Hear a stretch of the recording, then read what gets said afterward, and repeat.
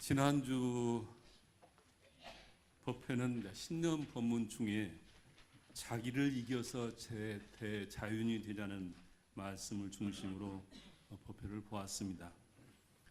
자기를 이기는 대자윤은 정신 수양을 해서 자성이 무너지지 않고 사리 연구를 통해서 자성에 매하지 않고, 그리고 작업지수를 통해서 자성이 물들지 않도록 습관과 업력으로 만들어진 거짓 나를 이겨서 우리가 모두 대자윤이 되자는 말씀을 전해드렸습니다. 우리 민족이 부르는 아리랑은 하는 노래가 아니라 나를 참모습을 찾아가는 노래고, 그래서 구도의 노래요 법열의 노래라는 말씀도 드렸습니다. 대종사님께서는 사막 공부가 의사가 환자를 치료하는 의술과 같다고 하셨고, 대산종사님께서는 전 생명의 구원의 길이 바로 여기에 있다 이렇게 말씀을 하셨습니다. 사막 수영을 하지 않고 중생의 삶을 벗어날 수 없다는 말씀인데, 이론상의 원만 구족하고 지공무사한 이론의 진리를 믿고 수행해서 우리가 다 같이 불보살이 되자는 그런 말씀이고, 이 말씀을 긋는 더욱더 우리가 표준을 삼고 정진하자는 그런 내용이었습니다. 그래서 금년에 강남교당에서는 이 법문의 말씀을 구체적으로 우리 생활 속에서 구현을 시켜서 우리 모든 도반들이 영육이 건강하고 행복한 삶을 살고, 그리고 원불교를 만난 보람과 기쁨이 함께 할 수 있도록 최대한 노력을 할 계획입니다. 오늘은 두 번째 밝혀주신 매사의 은혜를 발견하는 대보온이 되자는 본문으로 함께하고자 합니다. 우리가 살아가는데 대학을 나왔느냐 안 나왔느냐, 그것이 우리 인생에 얼마나 중요한 일일까 가끔 그런 생각을 해봅니다. 우리나라 같이 이 교육률이 높은 나라, 또 근대화 과정에서 교육률이 차지하는 역할의 비중이 굉장히 큰 나라, 또 예전부터 이 선비를 숭상했던 우리나라 문화 속에서는 대학 교육이 누구나 다 가야 할 필수 과정처럼 다 생각을 하고 있는 것 같습니다. 대학 수능 시험의 풍경을 바라보면 오직 한국의 모든 중고등학교는 대학을 가기 위해서 모든 학교가 운영되는 것처럼 생각될 때가 많습니다. 그런데 이 대학 졸업장이 과연 내 인생을 80세, 100세 살아가는 그 인생에 있어서 얼마나 중요할 것인가를 생각을 할 때가 있습니다. 대학 졸업장은 인생의 필수품은 아니지 않을까 그런 생각을 해봅니다. 중요한 것은 인생의 대학이 아닐까, 내가 일생을 살아가면서 나는 어떤 인생의 대학을 살고 있는가가 중요하지 않은가 생각이 합니다. 그렇다면 인생의 대학은 어떻게 결정될까? 그것은 날마다 내가 어떤 생각을 하고 어떤 행동을 하고 사느냐에 따라서 내 인생 대학의 모든 과정들이 결정되지 않을까 생각이 들어갑니다. 즉 우리말로 하면은 내가 어떤 심신작용을 하면서 인생을 살았냐에 따라서 내 삶이 결정된다, 이런 말씀이겠죠. 세상에는 살기 힘들다고 한숨만 내쉬면서 절망하는 사람이 많습니다. 현재 우리 한국의 경제 상황이 녹록지 않습니다. 그래서 여기저기서 힘들고 절망의 소리가 들립니다. 그렇게 일생을 살아가는 사람을 흔히 절망대학 한숨학과 학생이다 그렇게 이야기를 합니다. 우리 주위 보면 분명 이런 분들이 있습니다. 그런가 하면은 별것 아닌 애도 우선 짜증부터 내고 불평불만을 쏟아내면서 매사에 부정적으로 살아가는 사람이 있습니다.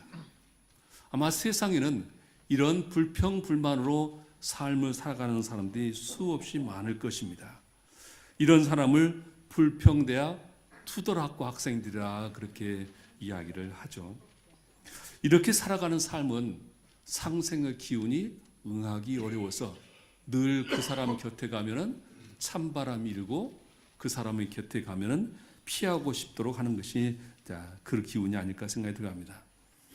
또 하나는 매사에 감사하고 눈, 고, 귀, 입이라고 하는 이 60만 가지고 있는 것도 행복하다고 하는 사람들이 있습니다.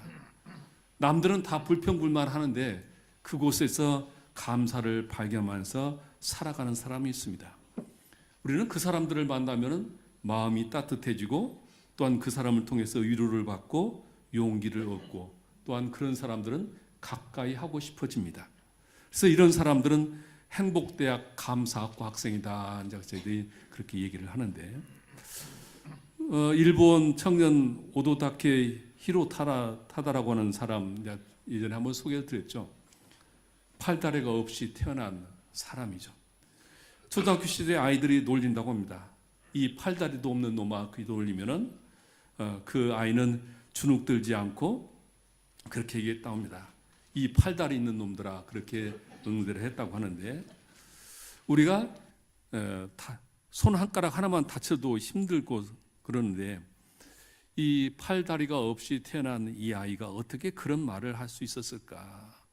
늘 이 아이는 절망하지 않고 원망하지 않고 늘 웃고 살아가니까 이웃집 아줌마가 너는 혼자 살 수도 없고 또 사는 것이 너무 힘든 것 같은데 뭐가 그렇게 지금 매일 웃냐 그랬더니 저는 할 수 없는 것보다 제가 할 수 있는 것이 너무 많습니다. 그렇게 얘기를 했다고 합니다. 실제 그 친구는 팔다리가 없는데 농부도 하고 수영도 하고 온갖 것을 다 하고 살아가죠. 이런 사람들을 우리가 도전대학 희망학과 학생이다 그렇게 이야기를 하는데 우리는 어떤 인생 대학을 우리가 다녀야 할까? 나는 어떤 인생 대학교 학생이 선택할까? 아마 누구나 다 감사대학 희망학과의 인생을 살고 싶지 않을까 생각이 들어갑니다. 우리 인류가 모두 공통적으로 원하는 것이 행복이죠. 그런데 이 행복의 비결은 모두가 찾는 행복의 비결은 감사 생활에 있다고 말씀을 하십니다. 대종사님이 위대하신 점은 바로 이 은혜의 핵을 발견해서 우리가 매사에 감사 생활을 통해서 행복한 인생을 살 수 있는 길을 밝혀주셨다는 것이죠. 저희 강남교당이 추구하는 행복한 신앙 공동체는 바로 감사 생활을 기본으로 삼는 그런 교당으로 우리가 만들고자 합니다. 신앙생활을 하면서 감사심이 날로 커지고 넓어지는 사람은 분명 그는 행복한 사람이요 또한 행복한 신앙인일 것입니다. 왜 우리는 은혜를 발견해서 감사 생활을 해야 하는가? 대종사님께서는 원불교 신앙의 강령을 천지 부모 동포 법률이라고 하는 사언으로 말씀을 하셨습니다. 이 우주의 만유의 본원인 법신불은 사언을 통해서 이 우주에 존재하고 역사를 하십니다. 그 역사하심이 은혜고 그 은혜는 없어서서 살 수 없는 그런 은혜라고 말씀을 하십니다. 마음을 담은 한자가 있죠. 마음을 담은 바로 은혜라고 하는 이 두 단어에는 두 단어 다 마음이 다 들어있습니다. 밑바탕에 마음 심자가 다 들어있죠.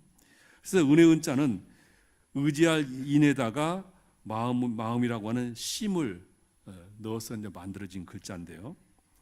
이 은을 파자에 보면은 마음 심장과 따를 인으로 구성되어 있습니다. 이 후한의 학자 허신이라는 분은 이 은혜라고 하는 때 이 은자를 해석하기를 이 은혜 은자의 윗부분에 있는 따를 인보다는 아래에 있는 마음심을 먼저 설명하고 부수적으로 따를 인자를 설명을 하셨습니다. 즉 따를 인보다는 마음심이 더 중요하다는 의미인데 다시 말해서 은혜은은 인을 따르는 취하다. 따를 인을 따르는 취하다 그런 뜻으로 이를 정리하면 은이라고 하는 것은 없어 살 수 없는 은혜를 발견해서 감사하며 따르면은 사은께서 더 큰 은혜를 내리신다. 이제 그런 뜻으로 은으로 해석을 하고 있습니다. 은혜 해자는 그 삼가할 전자에다가 마음 심자로 구성되어 있습니다. 허씨는 이 해자를 해는 인안이라 어지린자 인안이라 그렇게 해석을 하셨는데 이 은은 이 은과 마찬가지로 해도 위에 삼가할 전자를 먼저 설명하지 않고 마음심을 먼저 풀이하면서 이야기를 하셨는데, 삼가할 전자는 소구냐라, 작은 것도 삼가하는 것이다. 마음을 따르려면은, 본래 마음을 따르려면은 사소한 것도 삼가하고 어진 마음을 가져야 한다. 즉 보온을 해야 한다. 그래서 은혜라고 하는 말 속에는 보온이라는 말이 곁들어 있는 뜻을 가지고 있다. 그렇게 이야기를 하고 있습니다. 그래서 은혜라고 하는 것은 우주 만유의 본원이신 사은의 본원인 법신물께서 없어서는 살 수 없는 은혜를 주고 있음을 알고 그에 보온해야 한다. 이런 뜻을 함축하고 있는 말이 은혜라. 그래서 은혜는 일방적으로 받는 것이 아니라 그것을 알고 깨닫고 보온해야 한다는 의미까지를 포함시킨 단어가 은혜라, 그렇게 이야기를 합니다. 지은하고 보온해야 더 큰 복이 내린다. 대종사님께서는 진리를 깨닫고 보니까 이 세상 모든 것들은 없어서는 살 수 없는 은혜 속에서 존재한다는 것을 깨달으시고, 그 위력은, 이런 위력은 초월적인 것이 아니고 어떤 특정한 신이 내려주는 것이 아니라 이 세상의 모든 존재가 서로 그 은혜로 얽혀 있다. 이렇게 말씀을 하시고 신앙의 축으로 삼으셨습니다. 4대 강령이보 지음보원에 보면은 우리가 천지와 부모와 동포와 법률에서 입은 은혜 내역을 깊이 느끼고 알아서 그 피은의 도를 채받아 보온행을 하는 동시에 원망할 일이 있더라도 먼저 모든 은혜의 소중례를 발견하여 원망할 일을 감사함으로써 그 은혜에 보답하자는 것이다. 그렇게 말씀을 하셨습니다. 원불교 신앙의 근간의 핵심은 지은 보온이죠. 왜 대종사님께서는 지은 보온해야 한다고 말씀하셨을까? 대산종사 말씀이 그 답이 되지 않을까 생각합니다. 지은 보온하면은 사은이 곧 복전이 되고 배은망덕하면 사은이 곧 죄전이 되므로 부처님께서는 처처불상의 도를 깨달아서 사사불몰에 불공하나니라. 교의편 41에 말씀하시죠. 아마 이것이 그 뜻이 아닐까 생각 들어갑니다. 지은 보온, 은혜를 발견해서 늘 보온하는 삶을 살자. 은혜를 발견할 줄 아는 사람은 이 세상의 모든 존재는 처처불상임을 아시게 되고 이 세상은 정말 살만 나는 세상이라는 것을 아실 거라고 봅니다. 그래서 우리는 모든 원불교인들은 처처불상을 통해서 사사불공하는 지은 보온의 신앙인들이라고 봅니다. 제가 처음 강남교당 부임을 해서 교도에 의한 교도를 위한 교도의 교당을 만들었으면 좋겠다고 제안을 했습니다.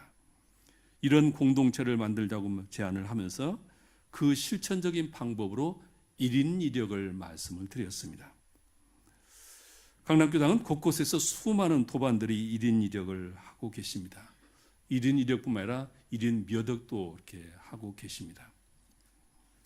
오늘 성가대에 이제 그 새로 사령 임명장을 받으셨는데 늘 저는 이 성가대에서 대에 대해서 큰 감사를 늘 느끼고 살아갑니다. 이분들이 9시 20분부터 와서 연습을 하고 법회 끝나면 또 2시간을 연습하고 그렇게 연습을 해서 우리에게 저 성가의 법음을 들려드리고 있습니다. 우리 법회가 저 성가대 성가 소리가 없이 그냥 다른 교당처럼 법회를 보면 얼마나 몸이 건조하고 그럴까 생각을 해보면 우리 성가대에 감사를 드리지 않을 수 없는데, 우리 강남교당은 곳곳에서 보이는 것 보이지 않는 곳에서 수많은 분들이 1인 1역을 하면서 천불도량을 만들었고, 그리고 모두가 부러워하는 원불교의 가장 큰 교당을 만들었습니다. 이렇게 법회를 볼 수 있는 것도 교무 한 사람이 법회를 보는 것이 아니라 사회자부터 저 방송실에 있는 사람들, 또 법회 문과에 관련된 많은 사람들, 신익조도 관련된 분들, 수많은 사람들이 아침부터 각자 자기 역할을 통해서 이 교당을 만들어가고 있습니다. 그래서 저희 강남교당은 교무 때문에 이루어지는 교당이 아니라 교도님 한 분 한 분들이 1인 1역을 통해서 거룩한 성소를 만들어가는 교당이다. 다른 교당에서 제일 부러워하는 것이 이제 이런 우리 강남교당의 모습이 아닐까 생각이 들어갑니다. 그래서 저는 우리 도반님들에게 이 1인 1력을 통해서 우리가 거룩한 성소를 만들고 그것이 또한 1인 1력이 복짓는 기쁨이라는 것을 함께 나눴으면 좋겠습니다. 지금도 우리 교당에 보면은 손이 미치지 못한 부분이 있을 것입니다. 그런 부분들이 있으면 찾으셔서 함께 이 우리 교당이 거룩한 성소가 될 수 있도록 함께 동참하셔서 복지 있는 기쁨과 보람을 함께 나누었으면 좋겠습니다. 서가모니 부처님께서는 깨닫고 나서 하신 말씀이 이 세상 모든 존재하는 것들은 연기로 형성되어 있다. 이것이 있음으로써 저것이 있고 저것이 있으면 이것이 있다. 그래서 모든 존재한 것들은 이 연기의 법칙을 벗어나지 않는다. 그렇게 얘기를 하셨죠. 대종사님께서도 깨닫고 보니까 모든 것들은 서로 관계 속에서 존재한다는 것을 아셨습니다. 그런데 서가모니 부처님께서 밝히지 않은 대종사님께서 밝히신 것은 이 존재하는 모든 관계하는 것에 근원적으로 은혜의 관계를 맺고 있다는 것을 대종사님께서 더 밝혀주신 것이죠. 그래서 불교에서는 연기라고 하는 것은 철학이요 그리고 수행적인 면에서 밝혀졌지만 대종사님께서는 이것을 신앙으로 승화시켜 준 것이 원불교의 다른 특징이라고 볼 수가 있습니다.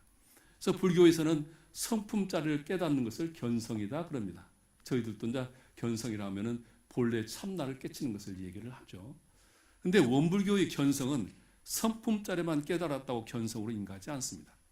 원불교의 견성은 성품자리뿐만 아니라 이 세상 모든 것들이 은혜로 연결되어 있다고 하는 이 은혜의 관계를 깨달아서 실천해야 그것이 바로 참 견성이다. 그렇게 이야기를 하고 있습니다. 한 결은이 김기천 선진을 찾아왔습니다. 근데 이 김기천 선진은 원불교의 최초로 견성인가를 받은 분이잖아요.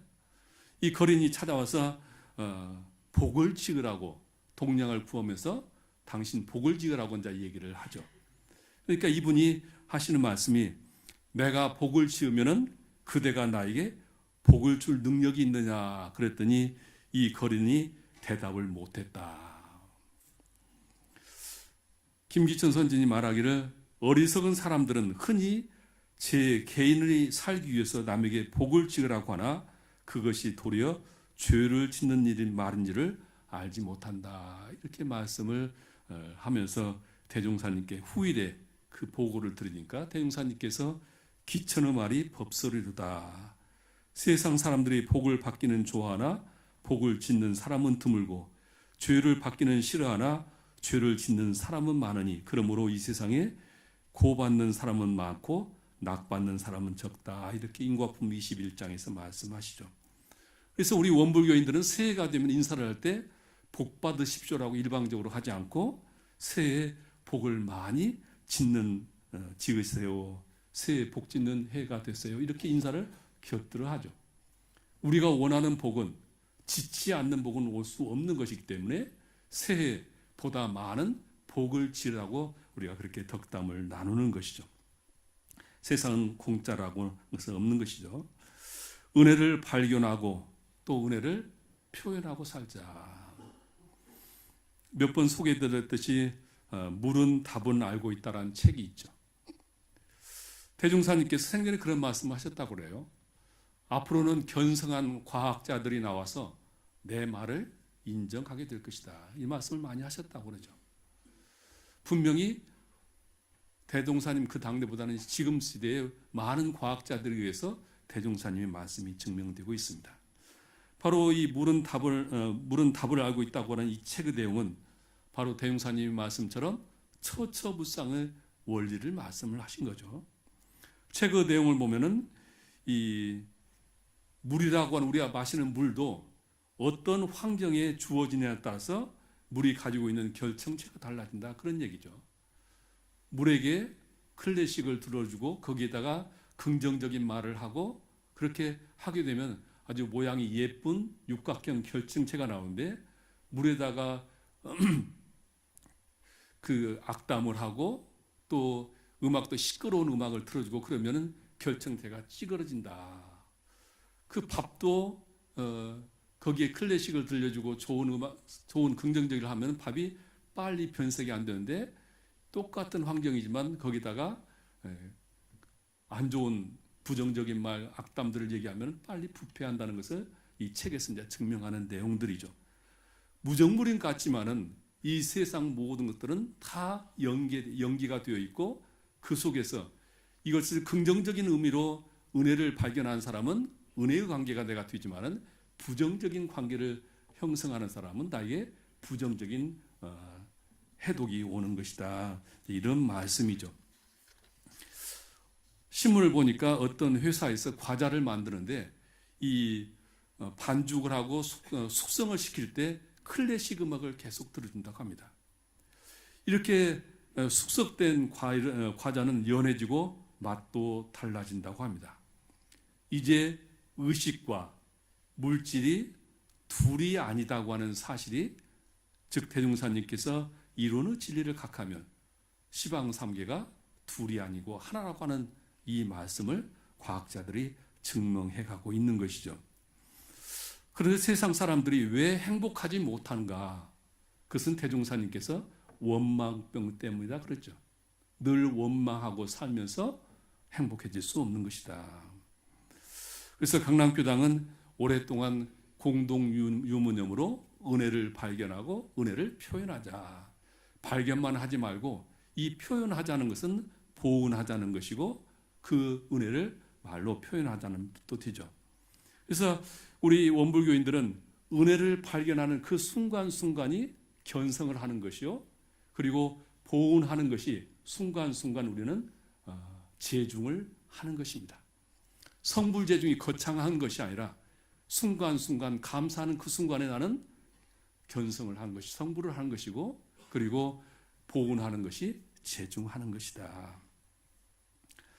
금년 우리는 이 대용사님의 법문을 경산용사님 법문을 실천하면서 모두 내 덕, 내 탓을 챙겼으면 좋겠습니다. 제가 좋아하는 경곡이기도 하는데요. 내 탓이요 하면은 천주교에서 미사 중에 하는 이야기죠.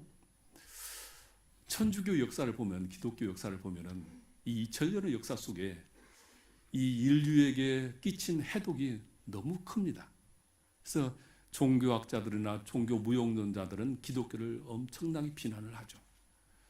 중세에 이 기독교가 얼마나 부패했는가는 지금 우리가 상상할 수 없는 정도로 부패해져 있습니다.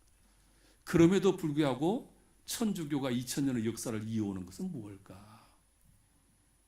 저는 그 속에는 내 탓이오라고 하는 자기 고백, 그 고백이 자기도 모르는 사이에 미사 시간마다 내 탓이오 내 탓이오 하면서 세상의 모든 인류의 원죄를 내 탓이라고 돌리는 그 기후, 그 가치관들이 결국은 천주교를 영원히 맑은 우리나라 한국 사회에서 가장 사람들이 선호하는 종교를 만들고 있지 않을까 저는 생각을 합니다.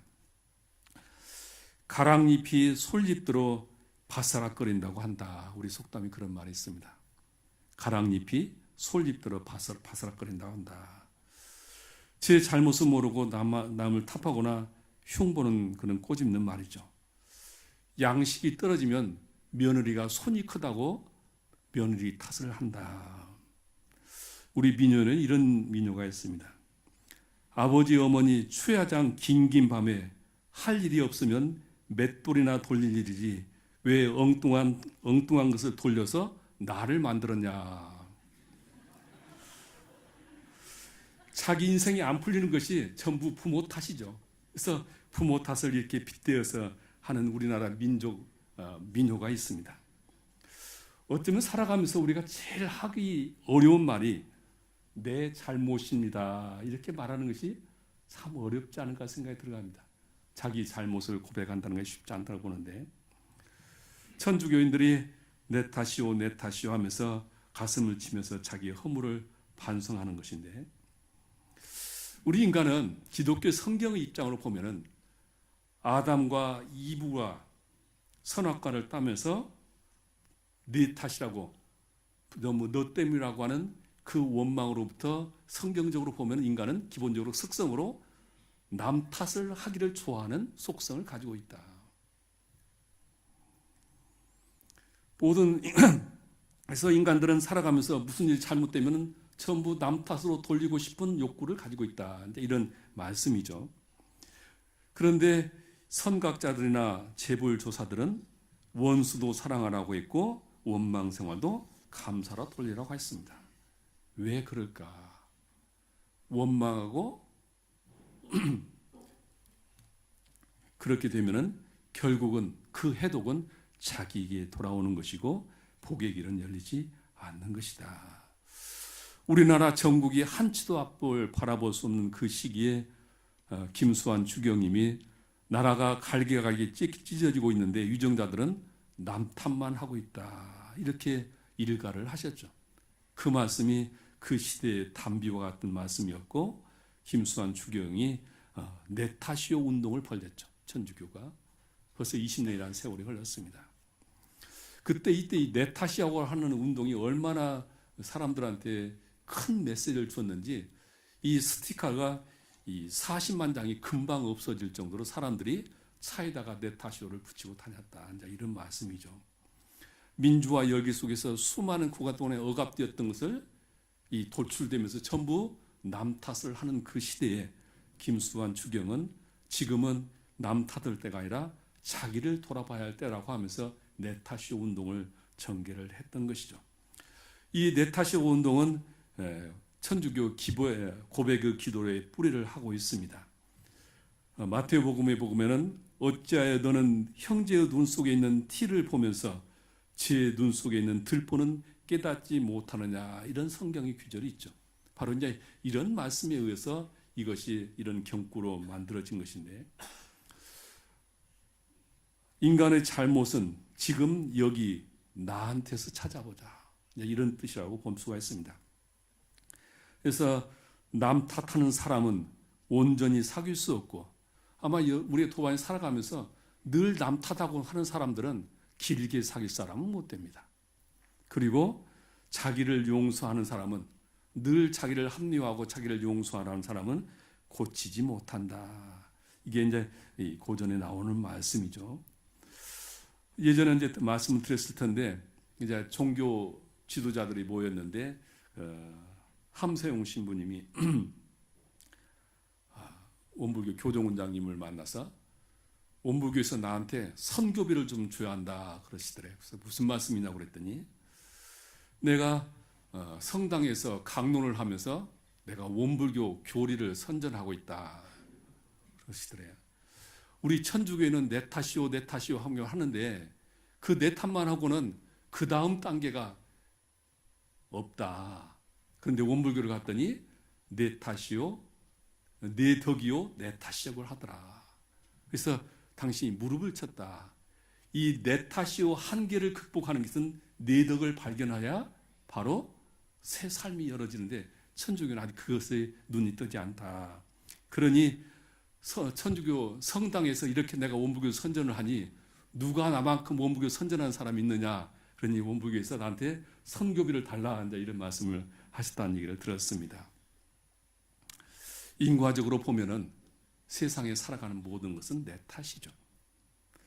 개인의 업이었던 공업이 되었던 지금 내가 받는 모든 곤란함은 인과적으로 보면은 전부 내 탓입니다. 그런데 우리는 내 탓만 해가지고는 새로운 삶이 열리지 않습니다. 내 덕을 발견할 수 있을 때 삶은 살만 나는 세상, 훈훈한 세상이 되어가는 것이죠. 그래서 원불교 신앙은 내 덕, 내 탓이요를 하고 살아가는 것이 원불교의 지은보은의 삶이다. 아직 이제 발표 단계는 아니지만 우리 신사님이 이 사회를 위해서 늘 염원하는 것이 있어요. 대종사님의 가르침을 어떻게 하면 좀 공도자들을 이렇게 드러내서 이 세상을 은혜가 넘치는 따뜻한 세상을 만들까. 그래서 오랫동안 염원하신 것이 있어요. 회사를 잘 키워서 거기 나오는 수익금을 가지고 사회에 사은 보훈상을 좀 주고 싶다. 그래서 천지은 부모은 동포은 법률을 실현하는 사회 사람들에게 그 공덕을 친송하고 그 공도자의 공덕이 이 사회에 미쳤으면 좋겠다. 그런 염원을 가지고 있는데 저는 하루속히 그런 기회가 왔으면 좋겠다는 생각을 가지고 있습니다.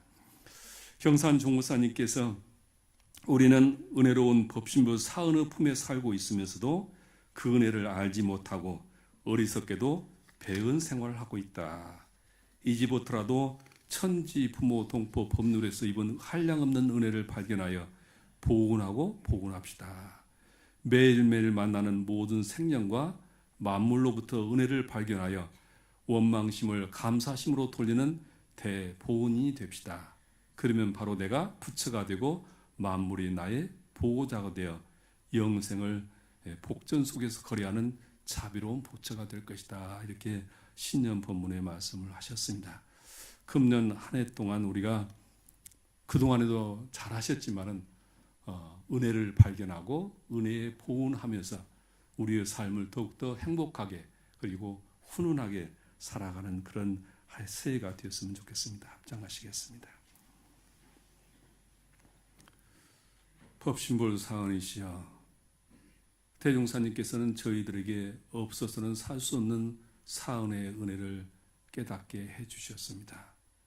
하옵기에 저희들 하루하루는 모두가 사은님의 은혜를 떠나서 살 수 없음에 저희들 늘 감사하고 살아가고 있습니다. 감사하면 없던 복도 돌아오고 원망하면 있던 복도 나간다는 말씀처럼 저희들의 삶은 늘 감사하면서 그 은혜에 보훈하고자 늘 노력하고 있습니다. 하오니 법신볼 사은이시여, 저희들의 숨쉬고 걸음걸음 모든 동작 속에서 늘 사은의 은혜를 발견하고 또한 감사하면서 보훈하는 삶이 되게 하여 주시옵소서. 항상 지은 보훈하게 하시고 또한 네 덕, 내 탓의 삶으로 우리의 삶이 더욱 은혜로워지고 저희들의 삶이 더욱더 풍성해지고 은혜로 충만될 수 있도록 호렴해 주시옵소서. 저희들 마음 모아 일심으로 비옵나이다.